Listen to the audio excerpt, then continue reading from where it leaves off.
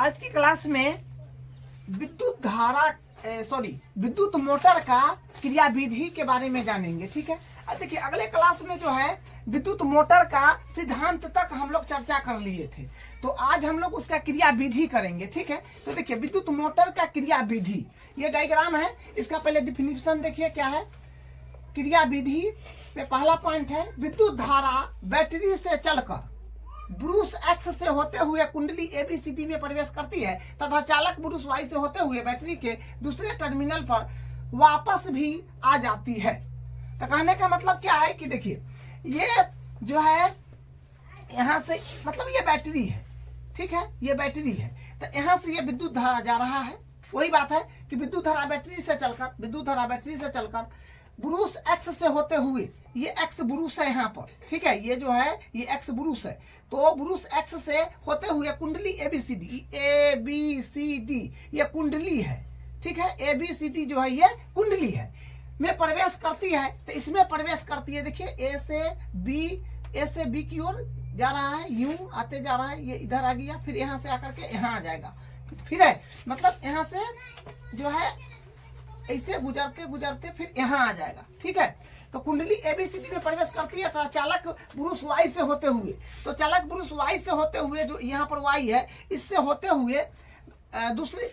होते हुए बैटरी के दूसरी टर्मिनल पर वापस भी आ जाती है। तो बैटरी का दूसरा टर्मिनल पर फिर वापस आ जाती है।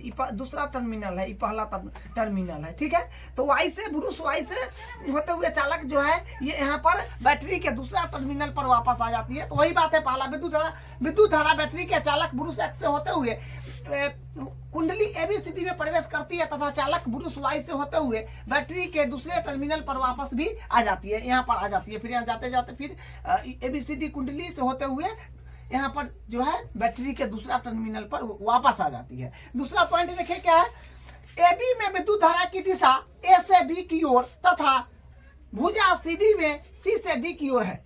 तो एबी में विद्युत धारा की दिशा देखिए, एबी भुजा है, एबी भुजा में विद्युत धारा की दिशा देखिएगा तो ए से बी की ओर है, मतलब ए से यहाँ से जा रहा है बी की तरफ।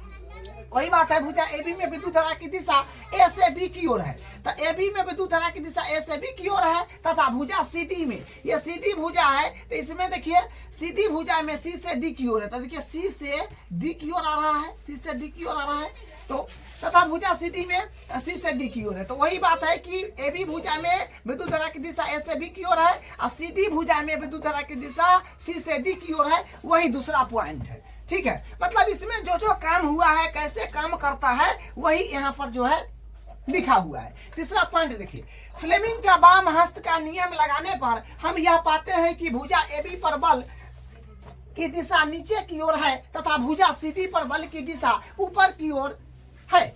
देखिए फ्लेमिंग का वाम हस्त नियम यहाँ पर अगर आप लगाइएगा, ठीक है, तो इसमें जो देखिएगा यहाँ पर, तो इसमें क्या है, क्या बोलते हैं, बल की दिशा, मतलब बल किस दिशा में लग रहा है, तो नीचे की दिशा में। यहाँ पर बल जो है ऊपर की दिशा में लग रहा है, वही यहाँ पर ये एफ मतलब फोर्स माने बल, तो यहाँ पर जो है बल जो है एबी पर नीचे की दिशा में लग रहा है और सीडी पर ऊपर की दिशा में लग रहा है। वाम हस्त नियम जो बताए थे उससे यहाँ पर चेक हुआ है, मतलब उसी से यहाँ पता चला, ठीक है। तो वही बात है कि फ्लेमिंग का वाम हस्त का नियम लगाने पर हम यह पाते हैं कि भुजा एबी पर बल की दिशा नीचे की ओर, एबी पर जो है एबी भुजा पर नीचे की ओर और सीडी पर जो है ऊपर की ओर है, ठीक है, ऊपर की ओर। अब है अगला पॉइंट देखिए, बल की दिशा में कुंडली आधा घूर्णन करती है, इसके बाद क्यू का संपर्क ब्रूस एक्स वाई व पी का संपर्क वाई से होता है। देखिए क्या है पॉइंट, ये वाला पॉइंट को थोड़ा समझना है।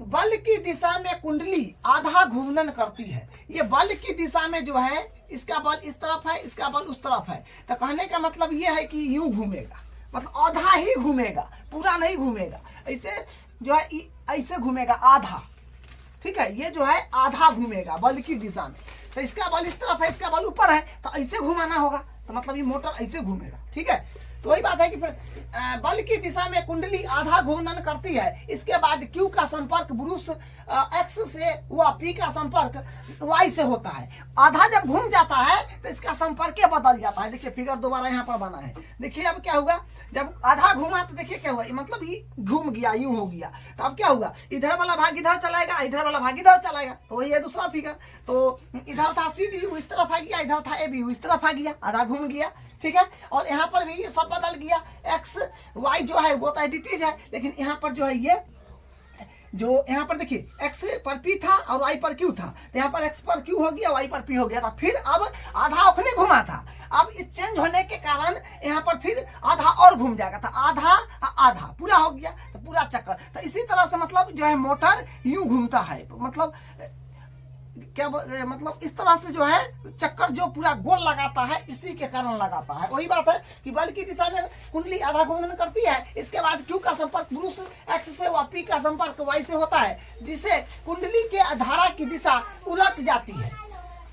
देखिए ऐसा करने पर क्या होता है, घूर्णन करती है, जिसके बाद आधा जब घूर्णन करता है, इसके बाद Q का संपर्क पुरुष XY से, Q का संपर्क जो है पुरुष XY से, मतलब यहाँ पर चेंजिंग हो जाता है, ठीक है, का संपर्क Y से हो जाता है, जिससे कुंडली में धारा की दिशा उलट जाती है। तो कुंडली में धारा की दिशा उलट जाएगी, तो आधा था अब पूरा चक्कर लगाने लगेगा, पूरा जो है चक्कर लगाने लगेगा। तो वही है यहाँ पर देखिए, इस कारण भुजा AB जिस पर पहले बल नीचे की दिशा में लग रहा था, नीचे की दिशा में, जहां देखिए AB पर जो है यहाँ बल कहाँ लग रहा था, नीचे की दिशा में। अब देखिए AB पर बल कहाँ लग रहा है, ऊपर की दिशा में, तो यहाँ से यूं गया और फिर यूं से यूं हो गया, तो पूरा चक्कर मार दिया। वही बात है, इस कारण भुजा AB पर पहले बल नीचे की दिशा में लगता था, अब ऊपर की दिशा में लगता है। वह भुजा CD पर अब बल की दिशा में नीचे की ओर है, और CD पर आप देखिए बल नीचे की दिशा में है, ठीक है।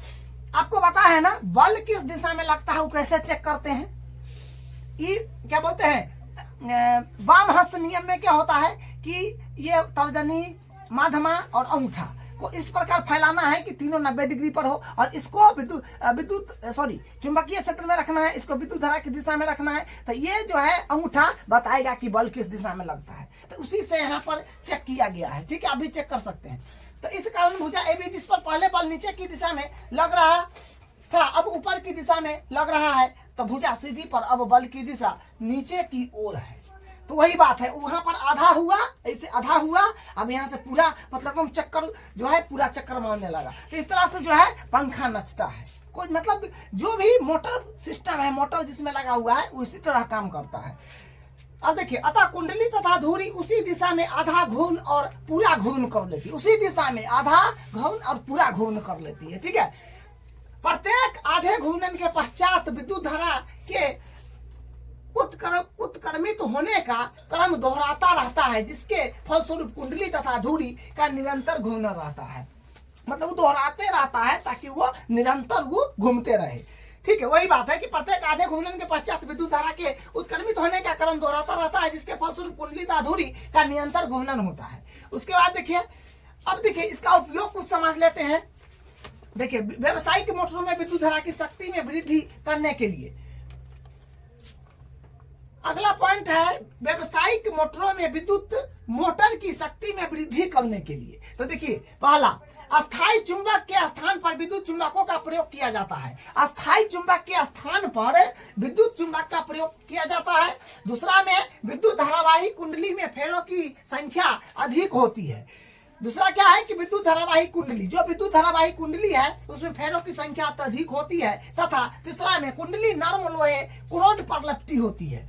इसको थोड़ा समझ लेते हैं, कुंडली नर्म लोहे क्रोड पर लपटी होती है। कह रहा है कि कुंडली नर्म लोहे क्रोड पर लपटी होती है, तो नर्म लोहा का क्रोड है और उस पर जो है तार बहुत सारा लपेट दिया गया है तांबा का, ठीक है। तो ये दोनों मिलकर के आर्मेचर कहलाता है, ठीक है। तो कुंडली नर्म लोहे के क्रोड पर लपटी होती है, नर्म लोहा का ये क्रोड है और इस पर तांबे के तार लपेट दीजिए, ठीक है। लपेट देने के बाद ये क्रोड कहलाता है। उसके बाद देखिए आर्मेचर, वह नर्म लोहा क्रोड जिस पर कुंडली को लपटा जाता है तथा कुंडली दोनों मिलकर कहलाते हैं कौन सी, आर्मेचर, ठीक है। तो ये नर्म लोहा का जो था अपने पास में क्या था, कुंडली था और ऊपर से तांबा का तार लपेट दिया गया है, तो ये दोनों मिलकर के आर्मेचर कहलाएगा, ठीक है। उसके बाद देख लीजिए अगला, दिक् परिवर्तक। दिक् मतलब होता है दिशा, और परिवर्तन मतलब होता है चेंज। तो दिशा चेंज, दिशा कैसे चेंज होता है? तो देखिए वह युक्ति जो विद्युत धारा के प्रवाह को उत्क्रमित कर देती है, मतलब दिक् परिवर्तन क्या है कि वह युक्ति जो विद्युत धारा के प्रवाह को उत्क्रमित कर देती है दिक् परिवर्तक कहलाती है। विद्युत मोटर में विभक्त बलय दिक् परिवर्तन का कार्य करती है।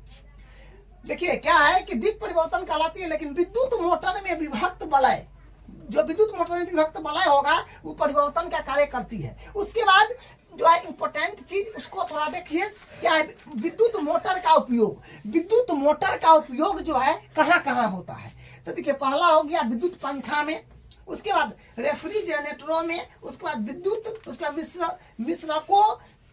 विद्युत मिश्रकों, उसके बाद वॉशिंग मशीन में, उसके बाद हो गया आपका कंप्यूटर में, MP3 प्लेयरों आदि में। अब देखिए घरेलू विद्युत परिपथ, घरेलू विद्युत परिपथ जैसे अपने घरों में जो आता है ना, जो विद्युत आता है उसके बारे में यहाँ पर समझना है, ठीक है। तो देखिए डिफिनीशन पहले देखिए, घरेलू विद्युत परिपथ, हम अपने घरों में विद्युत शक्ति की आपूर्ति मुख्य तारों जिसको मेंस भी कहते हैं, ठीक है, मुख्य तारों से प्राप्त करते हैं। ये मुख्य तार या तो धरती पर लगे विद्युत खंभों से के सहारे अथवा भूमिगत केबलों से हमारे घरों तक आते हैं। इस आपूर्ति के लिए तार में मतलब उसमें दो प्रकार का तार होगा। पहले ये समझिए कि जैसे हम लोग के घर में, जैसे हम लोग ग्रामीण इलाका में है, हम लोग के घर में जो विद्युत आता है वो खंभा से आता है, बिजली का पोल से आता है। ये खंभा है और यहाँ पर यूं तार रहता है और वहां से कनेक्शन हमारे घरों में आ जाता है, ठीक है। तो यही कनेक्शन है और ये घर है, ठीक है। और कनेक्शन क्या मतलब जो विद्युत धारा जो है उसका कनेक्शन भूमिगत तार से भी होता है, ठीक है। तो अपने यहाँ भूमिगत तार नहीं, ये सब बाजार तरफ जो है ये सब सुविधा कहीं कहीं मिलता है, ठीक है। तो घरों तक आते हैं। इस आपूर्ति के लिए तार में देखिए मतलब पोल से जो तार घर तक आता है ना, वो एगो इतना मोटा रहेगा, मान के चलिए ना कि कॉलम जैसा मोटा रहेगा, यहो से थोड़ा मोटा रहता है, या लगभग मान के चलिए इतना, और एक ही दिखेगा आपको, ठीक है। लेकिन उसको जब उसको छिलिएगा तो उसके अंदर आपको दो तार दिखेगा, जिसमें से एगो लाल होगा और एगो काला होगा, ठीक है।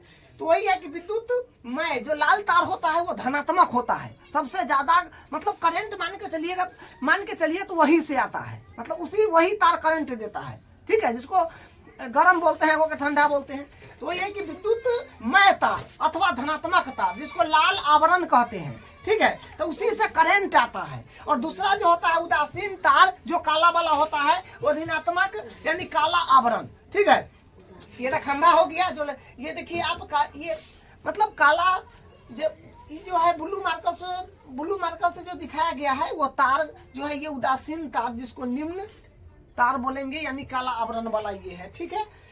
और ये जो है ये लाल वाला, ये उच्च विभव विद्युतमय है, ये उच्च विभव विद्युतमय है, यही विद्युत धारा को देता है, करंट यही से आता है, यही तार से, ठीक है। तो यहाँ पर क्या है, अपने घर में बोर्ड लगा होता है, तो बोर्ड लगा होता है तो उसमें एक फ्यूज तार लगा होता है ऐसे, ठीक है। बोर्ड में फ्यूज तार क्या करता है, फ्यूज तार शॉर्ट सर्किट अगर हो गया, या फिर मान के चलिए कि कभी अचानक पावर हाउस से ज्यादा एम्पियर का विद्युत धारा आ गया, ठीक है, ज्यादा विद्युत धारा आ गया, जैसे मान लीजिए कि हमारे घर में 5 एम्पियर का चाहिए, वहां से 10 एम्पियर का आ गया, तो फ्यूज तार नहीं रहेगा। तो अपने घर में मान लिए फ्रिज है, क्या बोलते हैं, कूलर है, AC है, मतलब सबका करंट जो है अगर 5 एम्पियर चाहिए, अगर बल्ब जल रहा है उसको 3 एम्पियर क्या बोलते हैं, हाँ 3 एम्पियर 2 एम्पियर इस तरह से चाहिए, और 10 एम्पियर का एकेदा करंट आ जाएगा तो सब खराब हो जाएगा एकेदा में, पंखा उंखा जितना है बिजली का इलेक्ट्रिकल सामान सब खराब हो जाएगा। इसीलिए यहाँ पर फ्यूज तार दिया जाता है, ठीक है। तो ये फ्यूज तार है, इसको फिर से थोड़ा अच्छा से नीचे बनाया गया है, ठीक है। तो आप फिर आगे समझिए, तो फिर यहाँ पर आ जाएंगे। हमारे देश में इन दोनों तारों के बीच 220 वोल्ट का विभवांतर होता है। अपने भारत देश में इन तारों से 220 वोल्ट, जो आपको हम कई बार बताए हैं कि सरकार जो है 220 वोल्ट विद्युत धारा मुहैया कराती है, ठीक है। वही हमारे देश में इन दोनों तारों के बीच 220 वोल्ट का विभवांतर होता है। हमारे घर में लगे मीटर बोर्ड में ये तार मुख्य फ्यूज से होते हुए, मुख्य फ्यूज मतलब फ्यूज से होते हुए जाता है। ये नहीं कि मतलब तार चल गया और बाद फ्यूज लगाएंगे, तो पहले तो पंखा उनखा फ्रिज उरिज जोड़ जाएगा तब फ्यूज से तार कटेगा, तो पहले ही उसका कनेक्शन रहता है तेल। ठीक है, तो वही बात है, हमारे घर में लगे मीटर बोर्ड से ये तार मुख्य फ्यूज से होते हुए जाता है। एक विद्युत मोटर में प्रवेश करते हैं, मतलब उसके बाद जहां भी प्रवेश कराना है तो वो फ्यूज तार से होते हुए वो सब कनेक्शन जाता है। ठीक है, तब ना, और मान लीजिए कि ज्यादा करंट आ गया या फिर कहीं शॉर्ट सर्किट हुआ तो लोड पड़ेगा तो फ्यूज के तार गल जाएगा, तो 2-4-5 रुपया में किन का लगा देंगे। लेकिन फ्यूज तार नहीं रहेगा तो क्या होगा, सब इलेक्ट्रिकल सामान, सब फ्रिज और क्या बोलते हैं, मतलब जितना इलेक्ट्रिकल सामान है आपके पास, गीजर हो गया, आपके क्या बोलते हैं एसी हो गया, टीवी हो गया, पंखा हो गया, जो भी, तो ये सब क्या होगा, जल जाएगा, कितना का नुकसान होगा। और फ्यूज तार में क्या होगा कि 1-2 रुपया के फिर तार लाके कस देंगे या फिर उसमें लगा देंगे। ठीक है, तो विद्युत धारा प्राय घरों में 2 पृथक परिपथ होते हैं, जिनमें एक 15 एम्पियर विद्युत धारा अनुमतांक के लिए उसका उपयोग उच्च शक्ति वाले विद्युत संयंत्रों जैसे गीजर, वायु शीतलित कूलर आदि के लिए किया जाता है। मतलब देखिए इतना एम्पियर तक का जो है करंट ये लगभग ले सकता है, आदि के लिए किया जाता है। दूसरा विद्युत परिपथ जैसे 5 एम्पियर का लेगा, दूसरा विद्युत परिपथ देखिए जैसे हो गया कि विद्युत धारा अनुमतांक के लिए होता है, जिसे बल्ब, पंखा आदि चलाए जाते हैं। ये सब तो कम एम्पियर लेगा, जाहिर सी बात है, छोटा छोटा चीज है तो कम एम्पियर लेगा। और ये सब जो हो गया आपका गीजर, वायु शीतलित कूलर, एसी, इस तरह ज्यादा विद्युत धारा लेने करेगा ना, ये सब 15 एम्पियर लेगा, ये सब 5 एम्पियर लेगा। ठीक है, अब देखिए तीसरा एक बात, भू संपर्क या फिर आप बोलिए हरा आवरण। भू संपर्क जैसे यहाँ पर ये है धातु का है, ठीक है, तो इसमें से यहाँ पर एक अर्थिंग दे दिया जाता है नीचे धरती में, एक छड़ धातु का लगा करके, तो इससे करंट जो है यहाँ पर आ जाए, ज्यादा करंट आएगा तो धरती जो है अपने अंदर ले लेगा। क्यों? क्योंकि देखिए यहाँ पर लिखा होगा, हाँ ये लिखा है ना, पृथ्वी का विभव लगभग 0 होता है। उसको कितना भी करंट दे दीजिए, धरती माता कहते हैं कि हमको जितना करंट है दे दो हम ले लेंगे। तो क्यों? क्योंकि धरती का विभव लगभग 0 होता है, धरती का विभव 0 होता है। ठीक है, अगर हम लोग लंगा तार अगर पकड़ ले, हमारे अंदर से करंट गुजरेगा तो क्या होगा, हम लोग तो मर जाएंगे, क्योंकि हम लोग का विभव 0 थोड़ी है। तो वही भू संपर्क और हरावरण, घर के निकट भूमि के भीतर बहुत गहराई पर स्थित धातु की प्लेट से संयोजित होता है। इसका उपयोग विशेषकर धातु के आवरण वाले यंत्र में सुरक्षा के उपाय के रूप में किया जाता है। यदि इस्त्री, टोस्टर, कूलर आदि यंत्रों में विद्युत धारा का क्षरण होता है तो यह तार उस अतिरिक्त धारा को पृथ्वी की ओर ले जाता है, प्रतिरोध ले जाता है, क्योंकि पृथ्वी का विभव लगभग 0 होता है, पृथ्वी का विभव लगभग 0 होता है, अतः उस पथ का प्रतिरोध कम हो जाता है। ऐसा करने से कम तीव्र विद्युत आघात से बच जाता है। ऐसा करने से जो है आघात से बचेगा, जो है क्या, करंट लगने से बच जाएगा। ठीक है, तो ये आपका घरेलू परिपथ के बारे में जो है ये था। अब इसका हम जो एक पॉइंट है अति भारण। ठीक है, एक पॉइंट है अति भारण, जिसको बोलते हैं ओवरलोडिंग, तो उसको अभी करते हैं। ठीक है, तो विद्युत परिपथ में ये फिगर आपको एग्जाम में अगर आ जाएगा, विद्युत परिपथ के बारे में अगर बोलेगा कि लिखिए डायग्राम बनाइए, तो ऐसा फिगर बना करके ये थ्योरी को आपको लिख देना है। ठीक है, तो अब हम लोग अति भारण पर आ जाते हैं।